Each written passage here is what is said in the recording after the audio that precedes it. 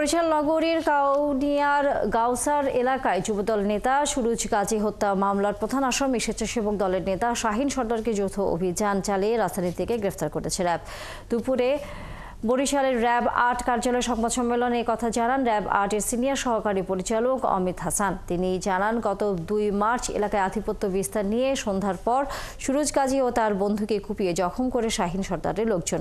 পরে তাদেরকে Sherebangla medical college হাসপাতালে নেওয়া হলে সুরুজ গাজী মারা যায়। এই ঘটনায় সুরুজ গাজীর বড় ভাই শাহিন গাজী শাহিন সর্দারকে প্রধান আসামি করে কাউনিয়া থানায় হত্যা মামলা দায়ের করেন।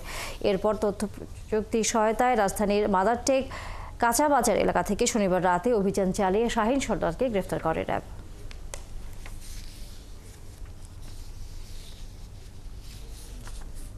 আধিপত্য বিস্তার, তো এটাকে কেন্দ্র করেই তাদের এই মারামারি এবং সেটাই ক্রমশ বৃদ্ধি পেয়ে এই হত্যার ঘটনায় রূপ নিয়েছে।